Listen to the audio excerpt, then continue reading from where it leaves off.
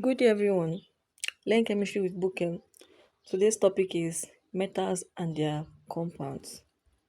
So before we move to their compounds, we have to start with metals. So what is metal or what are metals? Metals are electropositive elements. That means they are positive in nature. They lose electron easily to form a cation. A cation is a positively charged ion. So metals easily lose electrons to become a positively charged ion, which is a cation. One is they are found on the left side and the center of the periodic table. Metals are mostly found on the left side of the periodic table, and they are also center of the periodic table. Those found on the left side are the alkali metals, which is a group 1 element, the alkali earth metals, which is a group 2 element. Then those found at the center are the copper, the iron, which are mostly the noble metals. They are mostly called noble metals or transition metal or transition element. Let's explain why. So we'll be using sodium. Sodium is in group 1. Sodium is a group 1 element and it is a very reactive metal.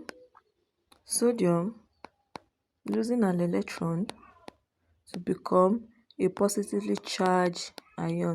Initially we have sodium. Once it loses electron, it becomes a negative positively charged ion.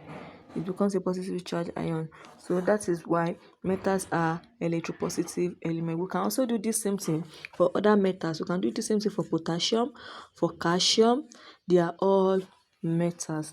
Examples of metals: the sodium is a metal, iron, copper, they are noble metals, calcium, aluminium, they belong to others belong to group 1 and group 2. So these are all examples of metals. So now the next point here is physical properties of metals. The physical properties of metal. This is trying physical appearance. What can you see? How can you know when you see a cup this is a metal? So what is the physical appearance you see that makes you say, okay, this is a metal? The first one is metals are usually very hard. They are always very, very hard. Metals are hard. Sodium and potassium. Sodium and potassium belongs to group 1. They are very soft, but every other metals are hard. The next one is shining. Metals has a shining property, and this is also called lustrous. Lustrous meaning metals has a shiny property. They always have a shiny surface. If you check your metal spoon atom, you notice the surface is always shiny. That is lustrous. Lustrous. So that is one physical properties of metal. The next one is they are good conductors of heat and electricity. That means they can easily conduct electricity. They are very good conductors of electricity. The reason why you have your charger working and you're able to plug your phone to charge to your phone is because of the metals or the conductors that is present in your charger. So metals are good conductors of heat and electricity. The next one is malleable. Malleable simply means metals can be beaten into sheets. They can be easily beaten into sheets. So metals are malleable. They can be beaten into sheets. The next one is ductility. Ductile. Metals can also be drawn into wire. You can easily draw metals to wire. That is why you can charge your phone. It's because it was drawn into your cord, which is your wire. So metals are also ductile. They can be drawn into wire. The next one is they have high melting and boiling point.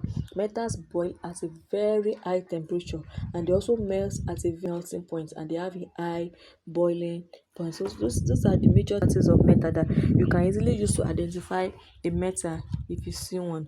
So the next one now is the chemical properties of metals.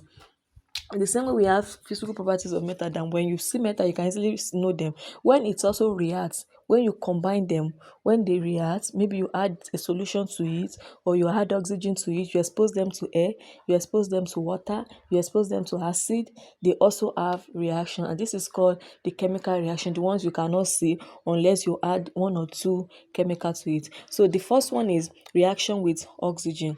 Metal reacts with oxygen. That is the first point here. When metal reacts with oxygen, it forms metal oxide. Example is magnesium. When magnesium reacts with oxygen, we have magnesium oxide. So this is one reaction of metals with oxygen. The next one, we can also use sodium too. You can also say when sodium also reacts with oxygen, we will also have sodium oxide. Then when metals react with oxygen, the oxide, which is this magnesium oxide, the oxide that are mostly formed are always a basic oxide. they always form, metals react with oxygen to form a basic oxide. You can also form an amphoteric oxide. Example is the aluminum oxide and the zinc oxide. That is, when aluminum reacts with oxygen, it will give us aluminum oxide. So the oxide that are formed are called aluminum oxide. Another example of an amphoteric oxide is zinc oxide. Oxide is also an example of amphoteric oxide. But a basic oxide is magnesium oxide is an example of a basic oxide. Sodium oxide is an example of a basic oxide. And why are they called a basic oxide? They are called a basic oxide because they have a basic property. They can easily, when you touch them, you can easily see this slippery touch like a base. They have a basic properties. The next one is the reaction with water. Metals also react with water. Reaction of metals with water. So when metals react with water, it gives sodium hydroxide and it also liberates an hydrogen gas. It's sodium hydroxide and it liberates. This is the reaction of metals with water. When it reacts, it gives sodium hydroxide. For example, okay, we are using sodium as an example. Sodium plus H2O to give us sodium hydroxide and an hydrogen gas. So it liberates hydroxide. It gives, so when metals react with water, it gives an hydroxide and it also liberates hydrogen gas. And of course, you know an hydroxide is a base. Sodium hydroxide is a base. Calcium hydroxide is a base. Potassium hydroxide is a base. So that's one reaction of metals with water. When they can easily react with cold water. They can also react with steam, but majorly sodium reacts with cold water to give us sodium hydroxide and it liberates hydrogen gas. The less reactive metal reacts with steam. So it is only the most reactive metal. Group 1 elements are the most reactive metal. So when they react with water, they liberate sodium hydroxide. That's cold water. They can easily react with cold water to give sodium hydroxide and hydrogen gas. But the less reactive metal, which is the magnesium, the iron, the zinc, they are the less reactive metal and they can only react with steam. So when they react with steam, they also give magnesium oxide and they also liberate an hydrogen gas. So that is the major point about the reaction of metals with water.